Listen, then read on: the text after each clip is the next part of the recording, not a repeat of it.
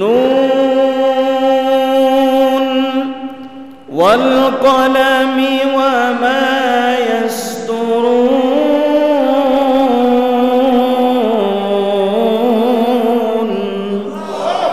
মা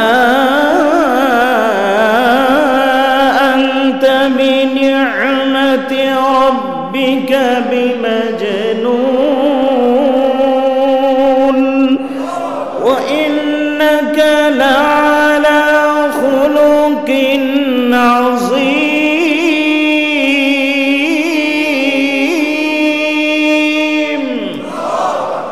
আল্লাহ পাক বললেন নুন ওয়াল কলামি ওয়া মা ইয়াসতুরুন। স্বয়ং আল্লাহ পাক কসম খেয়ে বলছেন আমি কলমের কসম খেলাম যেই কলম দিয়ে ফেরেশতারা আমার দেওয়া তোমাদের নির্ধারিত তকদির লিখতে থাকে, সেই কলমের কসম খেয়ে বলছি ওয়া ইন্নাকা লা'আলা খুলুকিন আযীম মা আনতা বিনি'মাতি রাব্বিকা বিমাজনুন। হে নবী, কাফের মুশরিকরা আপনাকে পাগল বলেছে, মিথ্যাবাদী বলেছে। আপনি পাগল নন, আপনি মিথ্যাবাদী নন, বরং আমি আল্লাহ পাক সার্টিফিকেট দিচ্ছি, আমি আল্লাহ পাক ঘোষণা দিচ্ছি, আরশে আজিম থেকে আমি আল্লাহ পাক জানিয়ে দিচ্ছি আপনাকে আমি আল্লাহ পাক সর্বোত্তম চরিত্র দিয়ে এই পৃথিবীতে প্রেরণ করেছি। সুবহানাল্লাহ। ওয়া ইন্নাকা লা'আলা খুলুকিন আযীম। আপনি সর্বোত্তম সুমহান চরিত্রের অধিকারী। চিল্লায় বলি আল্লাহু আকবার। আল্লাহর হাবিবের চরিত্র নিয়ে যদি কেউ কথা বলে, আল্লাহর হাবিবের চরিত্রের উপরে, সুমহান মর্যাদার উপরে কেউ যদি আঘাত করে, আমরা তাদেরকে মুসলমান তো দূরের কথা, আমরা তাদেরকে মানুষই মনে করি না। মুসলমান তার জীবনের চাইতে, মুসলমান তার নেতার চাইতে, মুসলমান হাসিনা খালেদার চাইতেও আমার নবীকে হাজার হাজার গুণ বেশি ভালোবাসে। ঠিক কিনা মুসলমান? আমাকে 1000টা গালি দিলে আমি সহ্য করতে পারবো, কিন্তু আমার নবীর সুমহান মর্যাদার উপরে এক মুহূর্তের জন্য যদি কেউ আঘাত করে, তার পৃথিবীতে বেঁচে থাকার কোনো অধিকার নয়। আমরা এক মুহূর্তের জন্য সহ্য করতে পারবো না। ঠিক কিনা মুসলমান? দরকার হলে আমার নবীর ভালোবাসায় জীবন দিয়ে দিব, তবু এক মুহূর্তের জন্য নবীর উপরে কোনো আঘাত আমরা সহ্য করব না। ঠিক কিনা? দুই হাত তুলে বলি লিল্লাহি তাকবীর, লিল্লাহি তাকবীর। আল্লাহ পাক নবীর ভালোবাসা দিয়ে, আল্লাহর ভালোবাসা দিয়ে আমাদের অন্তরটাকে ভরপুর করে দেন। সবাই বলি আমিন।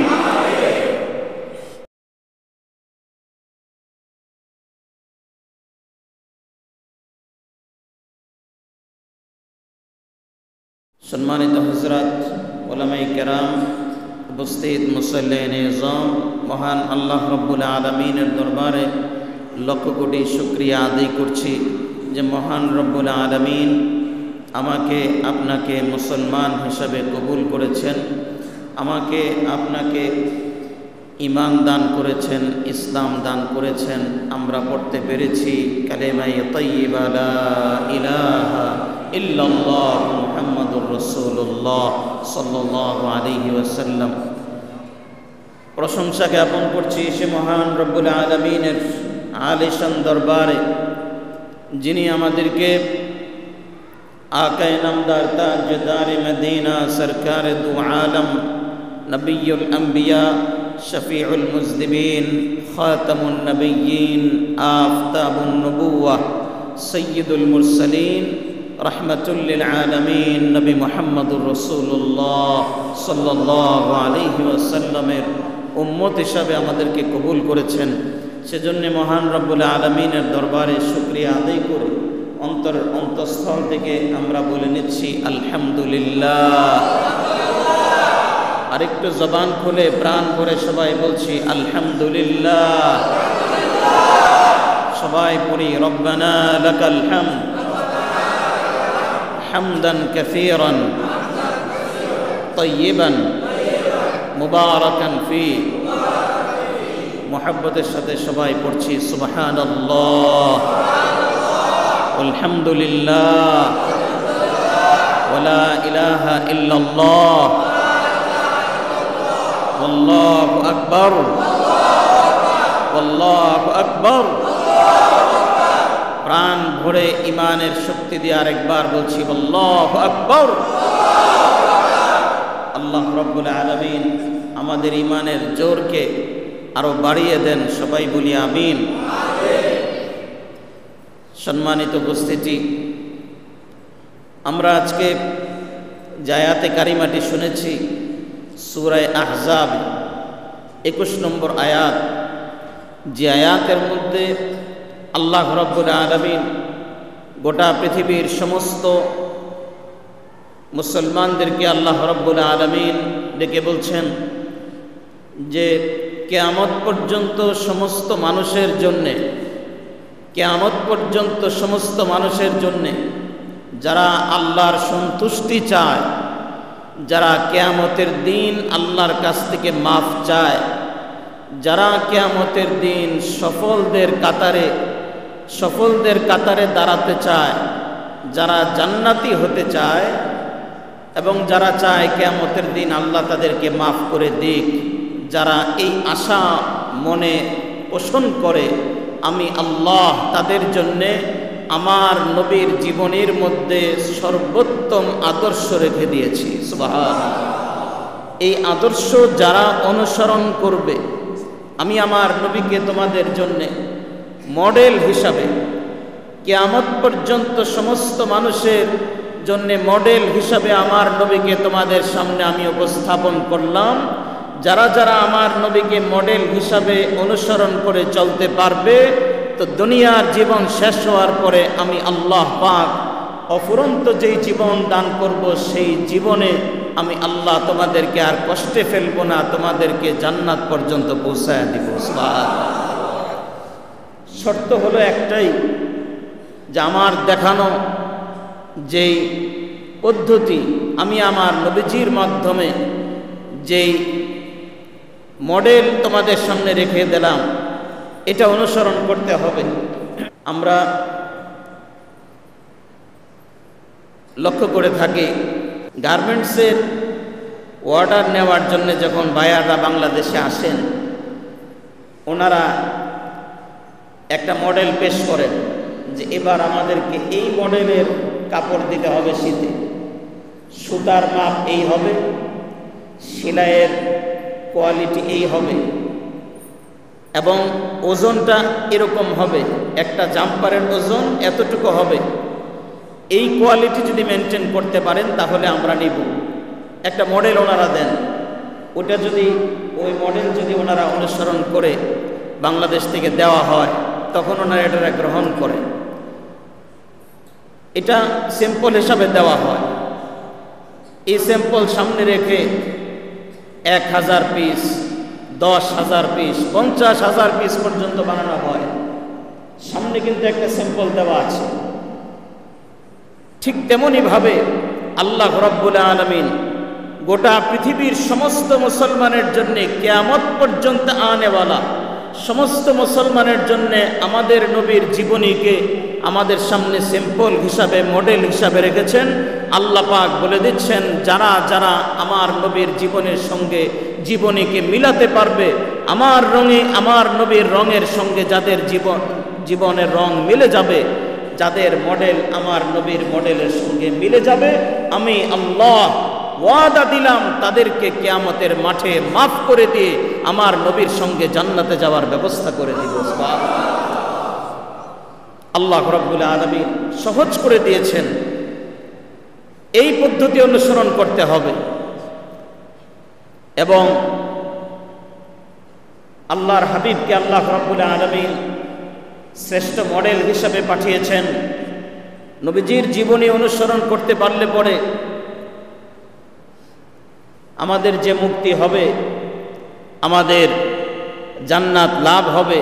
কেন? কারণ হলো আল্লাহ রাব্বুল আলামিন বলে দিচ্ছেন, আমি আমার হাবিবকে এমন উন্নত চরিত্র দান করেছি, এমন উন্নত চরিত্র দান করেছি যে পৃথিবীতে আর কোনো মানুষের এমন উন্নত চরিত্র আমি দান করি নাই। সুতরাং এই চরিত্রের অনুসরণ যারা করবে তারাই সফল হয়ে যাবে। সুবহানাল্লাহ।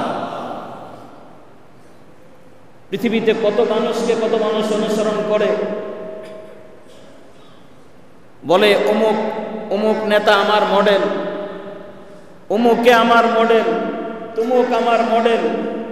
এমনকি এই ক্ষেত্রে ইমান ইসলামও কোনো কিছু ধারে না। বলে আপনি এভাবে যে চলছেন, আপনি কাকে মডেল মানেন? বলে যে আমি রোনাল্ডোকে মডেল মানি। আপনার চুলের অবস্থা এমন কেন? বলে যে আমি ওই মেসির মতো, নেইমারের মতো চুল রেখেছি। নাউজুবিল্লাহ মিন যালিক। শুধু মডেল খুঁজে পৃথিবীতে কাকে অনুসরণ করলে পরে ভাইরাল হওয়া যাবে, কাকে অনুসরণ করলে পরে মোটামুটি মানুষের কাছে একটা ফেস ভ্যালু বাড়বে। আল্লাহ রাব্বুল আলামিন বলেন, গোটা পৃথিবীর সমস্ত মানুষের জন্যে যে যেইখানে কাজ করুক, সে পুরুষ হোক মহিলা হোক, আমি গোটা পৃথিবীর সমস্ত মানুষের জন্যে যদি সফল হতে হয়, একজন মহামানবকে তোমাদের জন্য রোল মডেল হিসাবে পাঠিয়ে দিলাম। তাকে যারা যারা অনুসরণ করবে, আমি আল্লাহ দুনিয়াতে এবং আখেরাতে উভয় জাহানে তাদেরকে ইজ্জত দান করব। সুবহানাল্লাহ।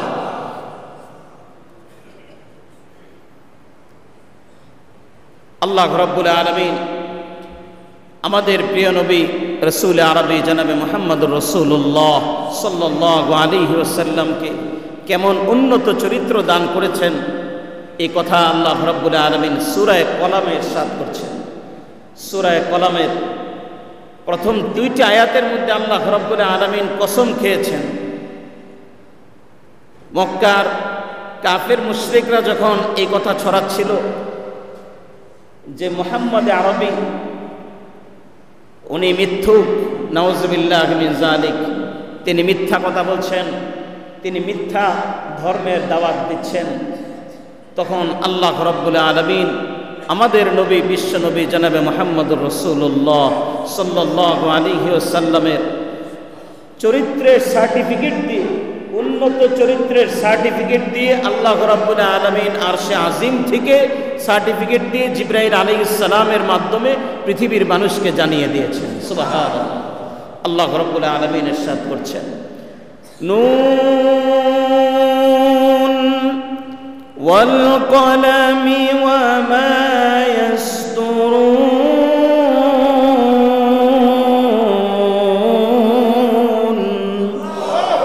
মা আনতা বিনি'মাতি রাব্বিকা বিমাজনুন ওয়া ইন্নাকা লা'আলা খুলুকিন আযীম।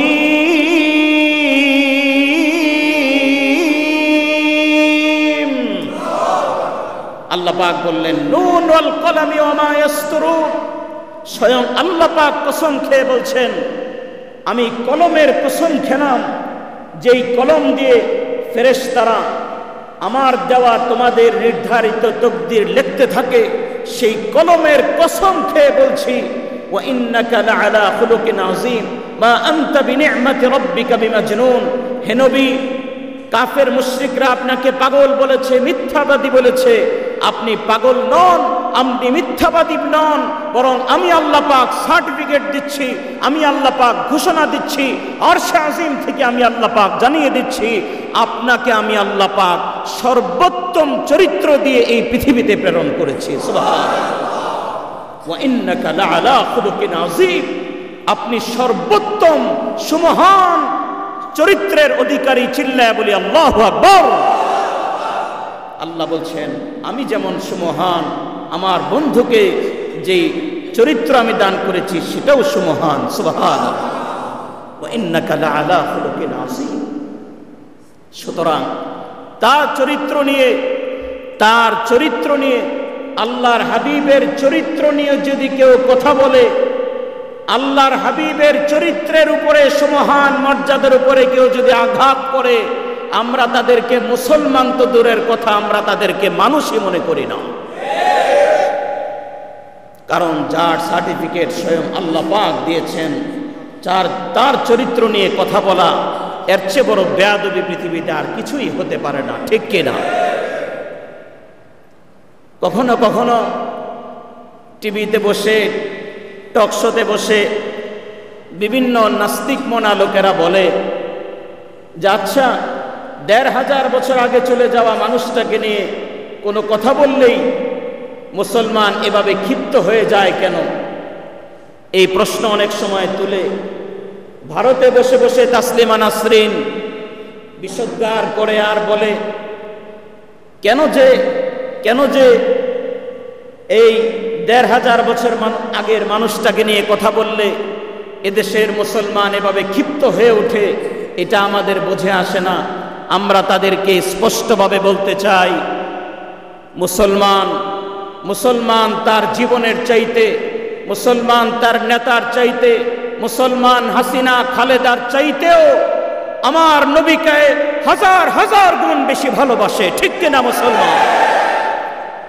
পৃথিবীর সব আঘাত আমরা সহ্য করতে পারবো, হয়তো আমার বাবা মায়ের উপরে গালি আসলেও সহ্য করতে পারবো, হয়তো আমার আত্মীয় স্বজনের উপরে গালি আসলেও সহ্য করতে পারবো, আমাকে 1000টা গালি দিলে আমি সহ্য করতে পারবো, কিন্তু আমার নবীর সুমহান মর্যাদার উপরে এক মুহূর্তের জন্য যদি কেউ আঘাত করে তার পৃথিবীতে বেঁচে থাকার কোনো অধিকার নয়। আমরা এক মুহূর্তের জন্য সহ্য করতে পারবো না, ঠিক কিনা মুসলমান? দরকার হলে আমার নবীর ভালোবাসায় জীবন দিয়ে দিব, তবু এক মুহূর্তের জন্য নবীর উপরে কোনো আঘাত আমরা সহ্য করব না, ঠিক কিনা? দুই হাত তুলে বলি লিল্লাহি তাকবীর, লিল্লাহি তাকবীর। আল্লাহ পাক নবীর ভালোবাসা দিয়ে, আল্লাহর ভালোবাসা দিয়ে আমাদের অন্তরটাকে ভরপুর করে দেন, সবাই বলি আমিন। এতটুকু ভালোবাসা থাকতে হবে। হযরত ওমর রাদিয়াল্লাহু তাআলা আনহু নবীজির কাছে এসে একদিন বললেন, ইয়া রাসূলুল্লাহ ইয়া হাবিবাল্লাহ ইন্নী উহিব্বুক। মুসলিম শরীফের হাদিস, ইয়া রাসূলুল্লাহ আমি আপনাকে অনেক অনেক ভালোবাসি। সুবহানাল্লাহ। নবীজি বললেন, তাই নাকি ওমর? তুমি কেমন ভালোবাসো আমি তোমার কাছে জানতে চাই। আমাকে ভালোবাসো এই কথা তো তুমি ঘোষণা দিচ্ছ, কিন্তু তুমি কি তোমার জীবনের চাইতে, তোমার সমস্ত সম্পত্তি, তোমার পরিজনের চাইতেও আমাকে বেশি ভালোবাসো কিনা? হযরত ওমর মাথাটা নিচু করে কিছুক্ষণ নিচের দিকে তাকিয়ে বললেন, ইয়া রাসূলুল্লাহ ইয়া হাবিবাল্লাহ, না না, এখনো পর্যন্ত অতটুকু আপনাকে ভালোবাসতে পারি নাই যে জীবনের চাইতে আপনাকে বেশি ভালোবাসবো, পরিবারের চাইতে বেশি ভালোবাসবো। আল্লাহর হাবিব বললেন, ওমর তুমি আবার একটু চিন্তা করো। হযরত ওমর রাদিয়াল্লাহু তাআলা আনহু আবার কিছুক্ষণ মাথা নিচের দিকে তাকিয়ে এরপরে আল্লাহর হাবিবের চেহারার দিকে তাকিয়ে বললেন, ইয়া রাসূলুল্লাহ ইয়া হাবিবাল্লাহ, আল্লাহর কসম করে বলি এতক্ষণ পর্যন্ত আমার অন্তরে আপনার মুহাব্বত বেশি নাকি আমার জীবনের মুহাব্বত বেশি আমার একটু সন্দেহ ছিল, সংশয় ছিল, এজন্য বলতে পারি নাই। এখন আল্লাহকে সাক্ষী রেখে, বিশ্ব নবীকে সাক্ষী রেখে আমি বলছি, আমি আপনাকে আমার জীবন, আমার সহায় সম্পত্তি, আমার পরিবার পরিজন সব কিছুর চাইতে আপনাকে আমি বেশি ভালোবাসি। আমি এত ভালোবাসি, যদি এই মুহূর্তে আপনার উপরে কোনো আঘাত আসে, আমি ওমর আপনার জন্য জীবন দিয়ে দিতে এক মুহূর্তের জন্য আমি চিন্তাও করব না। সুবহানাল্লাহ। সাহাবায়ে কেরাম এত ভালোবেসেছেন, কারণ হলো নবীজি তার আদর্শ দিয়ে সাহাবায়ে কেরামের মন এমনভাবে জয় করেছিলেন, আদর্শ দিয়ে এমনভাবে জয় করেছিলেন, সাহাবায়ে কেরাম এমনভাবে মুগ্ধ হয়েছিলেন যে ১.৫ লক্ষ সাহাবী যে কোনো মুহূর্তে নবীর জন্য জীবন দিতে ওনারা কোনো ধরনের কার্পণ্য করত না। সুবহানাল্লাহ। এজন্য কবি বলেছেন, তুমি যদি আদর্শ হিসাবে পৃথিবীতে কাউকে মানতে চাও, তাহলে এমন মানুষকে আদর্শ হিসাবে গ্রহণ করো যার আদর্শের সার্টিফিকেট, যার চরিত্রের সার্টিফিকেট স্বয়ং আল্লাহ পাক আসমান থেকে নাজিল করে দিয়েছেন। সুবহানাল্লাহ। সুতরাং কেউ যদি একজন আদর্শ পিতা হতে চায়, আদর্শ বাবা যদি হতে চায়, তাহলে সে যেন হযরতে ফাতেমার বাবা মুহাম্মদুর রাসূলুল্লাহ সাল্লাল্লাহু আলাইহি ওয়াসাল্লামের দিকে তাকায়। কেউ যদি একজন আদর্শ নানা হতে চায়, তাহলে যেন সে হযরতে হাসান হুসাইনের নানার দিকে তাকায়। কেউ যদি আদর্শ একজন স্বামী হতে চায়, তাহলে সে যেন হযরতে আয়েশা, হযরতে খাদিজাতুল কুবরার স্বামীর দিকে তাকায়। কেউ যদি একজন আদর্শ বন্ধু হতে চায়, তাহলে সে যেন হযরতে আবু বকরের বন্ধু মুহাম্মদুর রাসূলুল্লাহ সাল্লাল্লাহু আলাইহি ওয়াসাল্লামের দিকে তাকায়।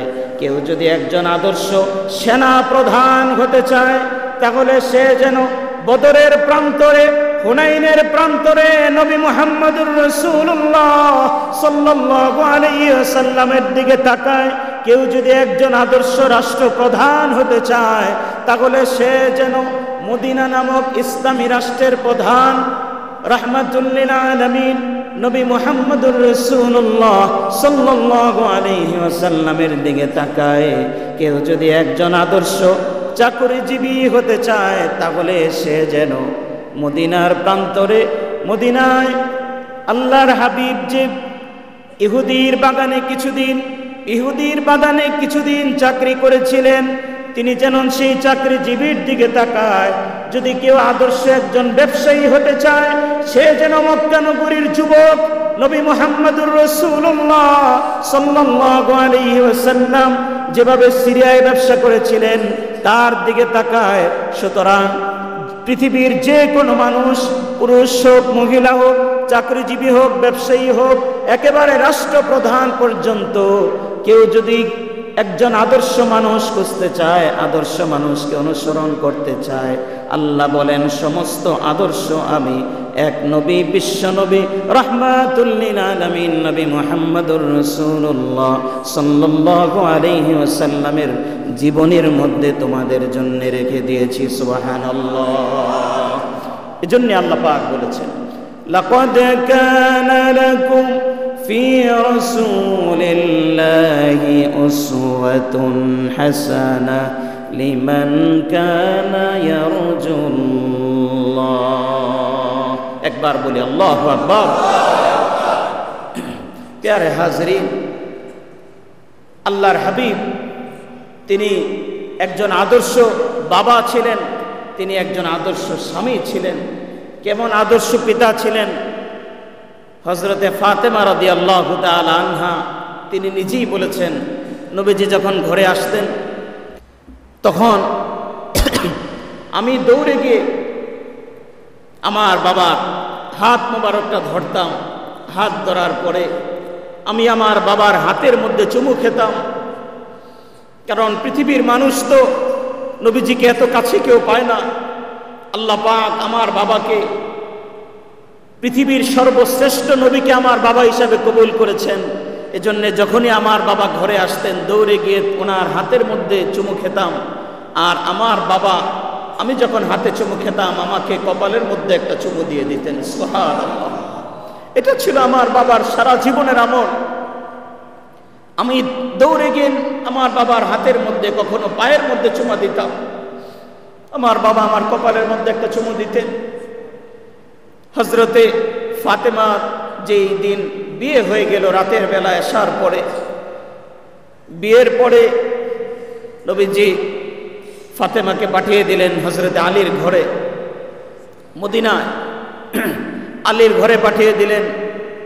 সাথে পাঠালেন উম্মে আইমানকে, নবীজির সারা জীবন যিনি খেদমত করেছেন, হযরতে মা আমিনার খেদমত করেছেন। উম্মে আইমানকে বললেন, তুমি যাও ফাতেমাকে নিয়ে যাও। হযরতে আলীর ঘরে চলে গেলেন। তারিখের কিতাবের মধ্যে এসেছে হযরতে আলী বাসর রাতে হযরতে ফাতেমার সঙ্গে বসে কথা বলছেন। কিছুক্ষণ পরে দেখেন দরজার মধ্যে কে যেন নক করছে এত রাতে। হযরত আলী দরজার কাছে দাঁড়িয়ে বললেন, কে দরজার বাহিরে এত রাতে? নবীজি বললেন, আসসালামু আলাইকুম ওয়া রাহমাতুল্লাহ। হযরত আলী দরজার বাহির থেকে নবীজির আওয়াজ শুনতে পেয়ে তাড়াতাড়ি দরজা খুলে দিলেন। এত রাতে নবীজি দরজার সামনে দাঁড়ানো। হযরত আলী বলছেন, ইয়া রাসূলুল্লাহ, এত রাতে আপনি দরজার সামনে কেন দাঁড়িয়ে আছেন? নবীজি বললেন, আমার ফাতেমাকে তোমার কাছে দিয়ে গেলাম, ফাতেমাকে একটু দেখে যাওয়ার জন্য এসেছি, আর আমি দোয়া করে যেতে চাই যাতে করে আল্লাহ পাক তোমাদেরকে নেক সন্তান দান করে। সুবহানাল্লাহ। প্যারে হাজিরিন, ফাতেমার বিবাহের সময় কোনো ঢোল পিটানো নাই, কোনো গান বাজনা নাই, কোনো গান বাজানো হয় নাই, কিন্তু এমন দোয়া নবীজি করে দিলেন, এমন দোয়া নবীজি করে দিলেন, হযরতে ফাতেমার ঘরে এমন দুইটা সন্তান আল্লাহ দান করলেন, হাসান এবং হুসাইন। নবীজি বলেছেন, কিয়ামতের মাঠে যুবকরা যখন জান্নাতের দিকে রওনা হবে, আল্লাহ রাব্বুল আলামিন হাসান হুসাইনের হাতে জান্নাতের পতাকাটাকে তুলে দিবেন। জান্নাতের পতাকা তুলে জান্নাতের সব যুবকরা হাসান হুসাইনের পেছনে পেছনে জান্নাতে প্রবেশ করবে। সুবহানাল্লাহ। আজ তো আমরা আমাদের বিবাহ শাদীতে নবীজির সুন্নতের অনুসরণ আমরা করি না। বিবাহ শাদীতে এমন গান বাজনা বাজানো হয়, এমন অশ্লীলতা হয়, এমন বেহায়াপনা হয়, বুঝার উপায় থাকে না এটা মুসলমানের বিবাহ নাকি হিন্দুর বিবাহ, বুঝার উপায় থাকে না। আল্লাহ আমাদেরকে নবীর জীবনী অনুসরণ করার তৌফিক দান করেন। সবাই বলি আমিন, অন্তর থেকে বলেন আমিন। প্যারে হাজিরিন, আমার নবী কেমন আদর্শ স্বামী ছিলেন। হযরত আয়েশা রাদিয়াল্লাহু তাআলা আনহা বলছেন, আমি আমার নবীর সঙ্গে রাহমাতুল লিল আলামিনের সঙ্গে 9 বছর সংসার করেছি। একটা মহিলাকে যে, একটা স্ত্রীকে যে এত সম্মান করা হয়, নবীজির সংসার না করলে আমি বুঝতে পারতাম না একজন মহিলাকে একজন পুরুষ এত সম্মান করতে পারে। সুবহানাল্লাহ। হযরতে আয়েশা বলেন, ওই যুগে আমাদের সময় মহিলারা যখন অসুস্থ হয়ে যেত, মিন্স চলাকালীন অসুস্থ অবস্থায় মহিলাদেরকে আলাদা রুমে রাখা হতো, আলাদা ঘরে রাখা হতো। কিন্তু আমি যখন অসুস্থ হলাম দেখলাম নবীজি আমাকে আলাদা ঘরে পাঠাননি, আমার প্রতি কোনো ধরনের খারাপ আচরণ করেননি। এমনকি অসুস্থ অবস্থায় আমি পানির পাত্রের মধ্যে মুখ দিয়ে পানি পান করলাম, কিছু পানি রয়ে গেছে। নবীজি বললেন, আয়েশা পানির পাত্রটা দাও। নবীজি নিয়ে যেই জায়গায় মুখ লাগিয়ে আমি পানি পান করেছি, নবীজি সেই জায়গায় মুখ লাগিয়ে তিনিও পানি পান করলেন। সুবহানাল্লাহ। এত মহব্বত আমাকে করেছেন, এত সম্মান করেছেন। হযরত আয়েশা বলেন, এত সম্মান স্ত্রীকে নবীজি করতেন, স্ত্রীদেরকে এত মূল্যায়ন করতেন। ঘরে ঢোকার সময় আমরা চেষ্টা করতাম নবীজিকে আগে সালাম দেওয়ার জন্যে।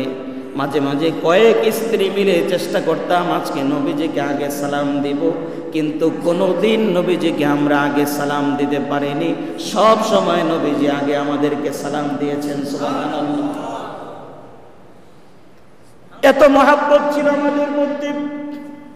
কখনো যদি আমার রুটি বানাতে কষ্ট হতো, আম্মা জান আয়েশা রাদিয়াল্লাহু তাআলা আনহা বলছেন, রুটি বেলতে আমার কষ্ট হচ্ছে।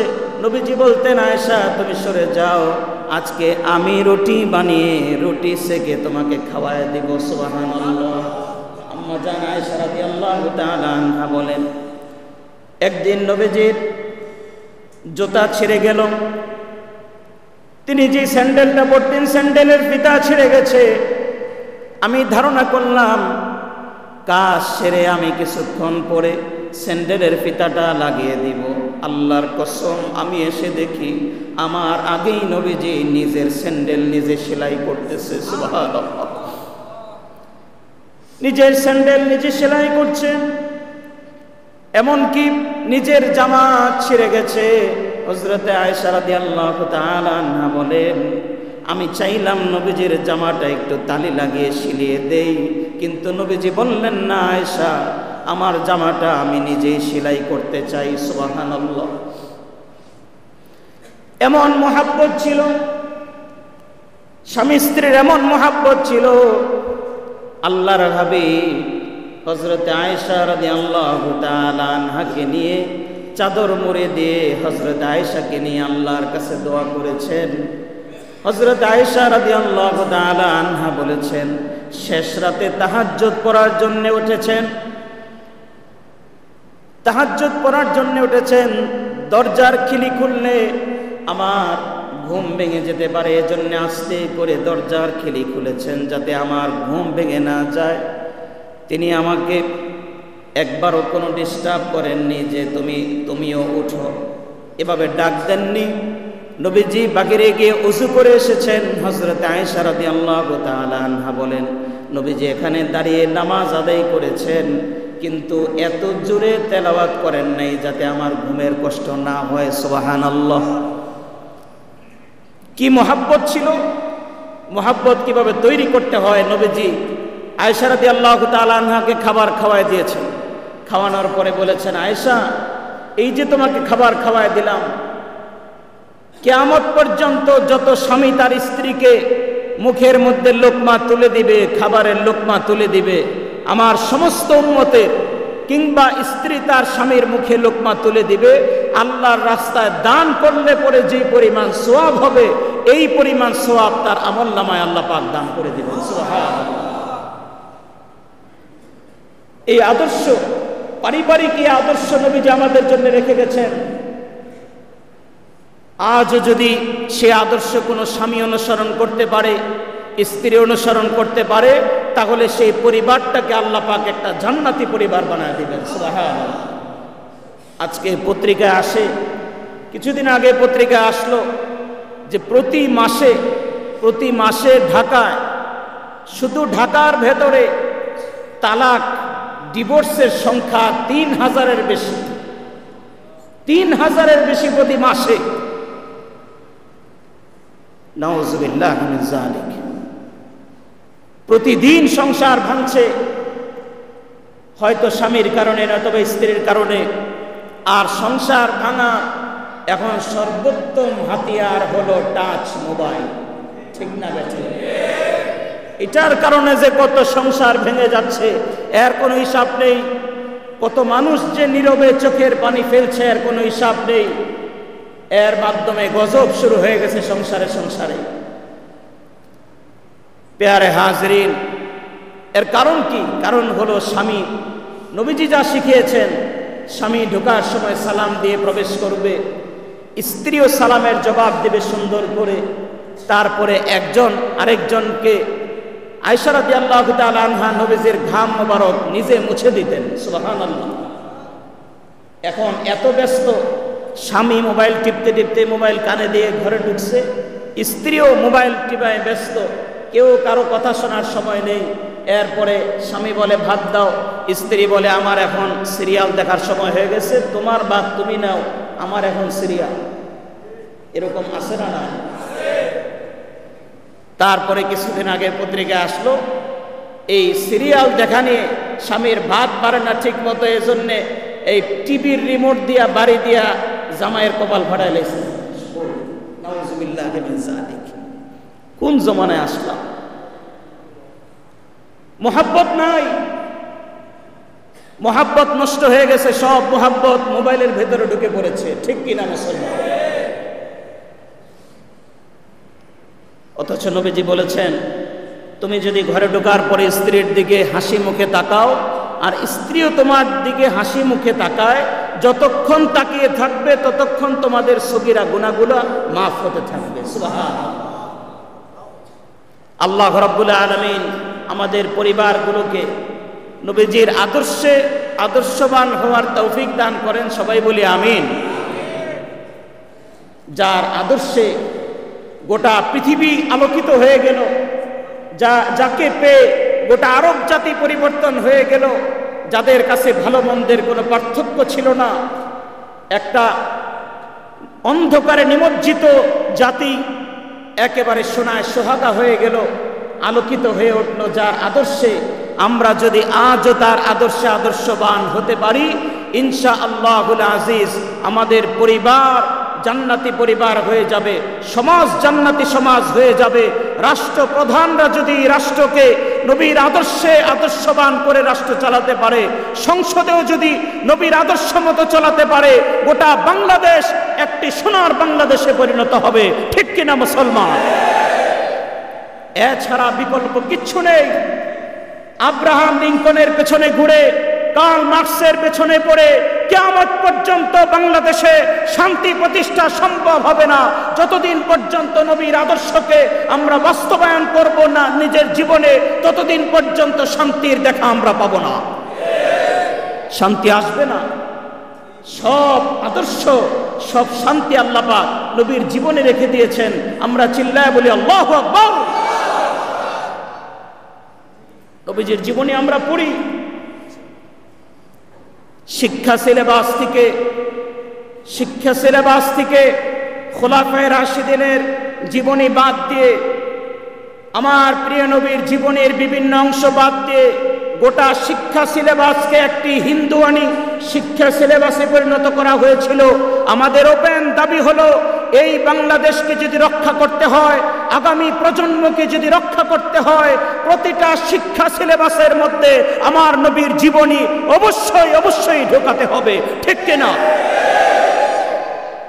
পরিবর্তিত বাংলাদেশে এছাড়া কোন শিক্ষা সিলেবাস বাংলাদেশের 90 ভাগ এই মুসলমানের দেশে, গোটা বাংলাদেশের মুসলমান এর বাহিরে কোনো সিলেবাস কিছুতেই মেনে নেবে না। যদি আমার সাথে একমত হন, দুই হাত তুলে বলেন আল্লাহু আকবার। সিলেবাস হতে হবে মুসলমানের মেজরিটি পার্সেন্ট বাংলাদেশের মানুষের পালস বুঝে। এই দেশের বেশিরভাগ মানুষ কি হিন্দু না মুসলমান? মুসলমান। 90 ভাগ মুসলমানের এই দেশে শিক্ষা সিলেবাস মুসলমানের মতোই হতে হবে। কোনো হিন্দুয়ানি সিলেবাস, ইহুদি মার্কা সিলেবাস এই দেশে চলতে দেওয়া হবে না। আল্লাহ পাক কবুল করেন। সবাই বলি আমিন। নবীর আদর্শে আমরা আদর্শবান হব, সন্তানদেরকে নবীর আদর্শে আদর্শবান করব, বলি ইনশাআল্লাহ। নবীর আদর্শ ছিল সবার সঙ্গে সুন্দর আচরণ করা, কাউকে দেখলেই সুন্দর করে একটা সালাম দেওয়া। আমরা তো এখন সালাম দিতেও লজ্জা পাই, সালামও দিতে চাই না। হুজুর দেখলে মোটামুটি সালাম দেই, কিন্তু যে কাউকে সালাম দেই না, না চিনি আর না চিনি সবাইকে আমরা সালাম দিব, বলি ইনশাআল্লাহ। ছোট ছোট বাচ্চাদেরকে নবীজি দেখে দেখে, ছোট ছোট বাচ্চা নাবালেগ, এদেরকে গিয়ে নবীজি আগে গিয়ে সালাম দিতেন। সুবহানাল্লাহ। কাঁধে হাত বুলিয়ে, মাথায় হাত বুলিয়ে সালাম দিতেন। ছোট্ট একটা ঘটনা বলি, আলোচনা শেষ করছি। মক্কা নগরীতে একটা যুবক ছিল, নাম হলো আবু মাহজুরা। এই ঘটনাটি কয়েক বছর আগে শুনিয়েছিলাম আপনাদেরকে। আবু মাহজুরা 16 বছর বয়স, মক্কা বিজয় হয়েছে, প্রতিদিন কাবা শরীফে আজান হয়, কিন্তু এই যুবকটা সে এখনো ঈমান আনেনি। আর যখনই আজান হয় সেখানে আজান নিয়ে একটু তিরস্কার করে, ভেঙ্গায়, ঠাট্টা করে। একদিন সাহাবায়ে কেরাম পেছন থেকে গিয়ে তারা ধরছে, এই তুমি খালি আজান নিয়ে ঠাট্টা করো, চলো আজকে নবীজির কাছে তোমাকে নিয়ে যাও। তাকে যখন 2 হাত ধরে, 2 জন ধরে টেনে টেনে নবীজির কাছে নিয়ে যাচ্ছে, সে তো একবারে থরথর করে কাঁপতেছে, আজকে জানি কি হয়, মনে হয় আমার আজকে আর জান থাকবে না, কারণ মক্কা বিজয় হয়ে গেছে, বিশ্ব নেতা বসা, ওনার সামনে নিয়ে গেলে কি জানি হয় আমার। তার তো ধারণা নেই নবীজি সম্পর্কে, ইসলাম সম্পর্কে তার ধারণা নেই। 2-3 জন টেনে যখন তাকে নবীজির সামনে নিয়ে দাঁড় করালো, নবীজি বলল, বসো, কি হয়েছে? বললো, ইয়া রাসূলুল্লাহ, এই ছেলেটা প্রতিদিন যখনই আজান হয় সে জোরে জোরে ভেঙ্গায়, তার সঙ্গে আরো ছেলেরাও আজান নিয়ে এখানে ভেঙ্গায়, বিদ্রুপ করে।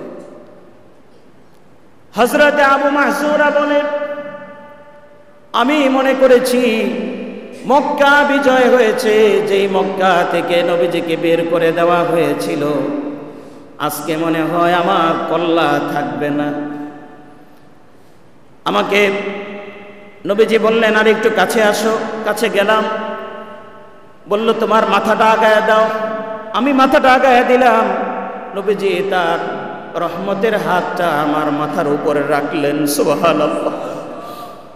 ওনার হাতটা আমার হাত মোবারক আমার মাথার উপরে রাখলেন। এরপরে কপালের মধ্যে এভাবে আলতো করে একটু আদর করে দিলেন। এরপরে বললেন, কি নাম তোমার? বলল, আমার নাম আবু মাহজুরা। বলল, আবু মাহজুরা, তুমি কি করছিলে? আমি আজান নিয়ে ঠাট্টা করছিলাম। নবীজি ওনার আবু মাহজুরার কপালের উপরে হাত রাখা অবস্থায়, মাথায় ওনার বরকতের হাত রাখা অবস্থায় বললেন, তুমি আবার আজান দাও। আবু মাহজুরা বলল, আমি আজান দিতে পারি না। নবীজি বললেন, আমি আজান দিব, তুমি আমার সঙ্গে আজান দাও। সুবহানাল্লাহ। নবীজি বললেন, আল্লাহু আকবার, আল্লাহু আকবার। আবু মাহজুরাও বলল, আল্লাহু আকবার, আল্লাহু আকবার। নবীজি বললেন, আশহাদু আল্লা ইলাহা ইল্লাল্লাহ। আবু মাহজুরাও বলল, আশহাদু আল্লা ইলাহা ইল্লাল্লাহ। এবার নবীজি বললেন, আশহাদু আন্না মুহাম্মাদার রাসূলুল্লাহ। আবু মাহজুরাও বলল, আশহাদু আন্না মুহাম্মাদার রাসূলুল্লাহ। এই পর্যন্ত বলার পরে নবীজি ওনার হাত মোবারক সরিয়ে আবু মাহজুরাকে বলল, আবু মাহজুরা, এবার বাড়িতে চলে যাও। আবু মাহজুরা বলল, না না, আমার কপালে আপনি হাত রাখার পরে আপনি যে আমাকে আজান শিখিয়েছেন, আজান দেওয়ার সঙ্গে সঙ্গে এই হাত থেকে কি রহমত, কি আলো জানি আমার ভেতরে প্রবেশ করেছে, আমার কলিজা পর্যন্ত ঠান্ডা হয়ে গেছে। ওগো নবীজি, এতদিন পর্যন্ত না বুঝে আপনাকে নিয়ে অনেক কথা বলেছি, আর কোনোদিন এগুলা বলবো না। আর ওয়াদা দিলাম, আর কোনোদিন আপনাকে ছেড়ে জীবনে কোথাও আমি আর যাব না। সুবহানাল্লাহ। ইয়া রাসূলুল্লাহ, আমি এখন কালেমা পড়ে মুসলমান হতে চাই। নবীজি বললেন, তুমি আমার সঙ্গে পড়ো, লা ইলাহা ইল্লাল্লাহ মুহাম্মাদুর রাসূলুল্লাহ সাল্লাল্লাহু আলাইহি ওয়াসাল্লাম। সবাই একবার পড়েন, সাল্লাল্লাহু আলাইহি ওয়াসাল্লাম। হযরত আবু মাহজুরাকে নবীজি বললেন, আবু মাহজুরা, আমি তোমার জন্য দোয়া করে দিলাম, আর আজকে থেকে কাবা শরীফের মুয়াজ্জিন হিসাবে আমি তোমাকে নিযুক্ত করে দিলাম। সুবহানাল্লাহ। হযরতে আবু মাহজুরা এরপর থেকে একটানা 50 বছর পর্যন্ত একটানা কাবা শরীফে তিনি আজান দিয়েছেন। সুবহানাল্লাহ। নবীজির সেদিন ব্যবহারে হযরতে আবু মাহজুরা শুধু মুসলমানই হননি, কাবা শরীফের মুয়াজ্জিন হয়ে গেলেন। আল্লাহ পাক এমন ভাবে কবুল করলেন, আজ পর্যন্ত কাবা শরীফের মুয়াজ্জিন হযরতে আবু মাহজুরার বংশের লোক ছাড়া কাবা শরীফে মুয়াজ্জিন হতে পারে না। সুবহানাল্লাহ। এখনো হযরতে আবু মাহজুরার বংশের লোক কাবা শরীফে আজান দিচ্ছে। নবীর দোয়ার বরকতে কিয়ামত পর্যন্ত আজান দিতে থাকবে। চিল্লায় বলি আল্লাহু আকবার। আল্লাহ রাব্বুল আলামিন আমাদের অন্তরকে নবীর ভালোবাসা দিয়ে পরিপূর্ণ করে দেন। সবাই বলি আমিন। ওয়া আখির দাওয়ানা আলহামদুলিল্লাহি রাব্বিল আলামিন। আসসালামু আলাইকুম ওয়া রাহমাতুল্লাহ।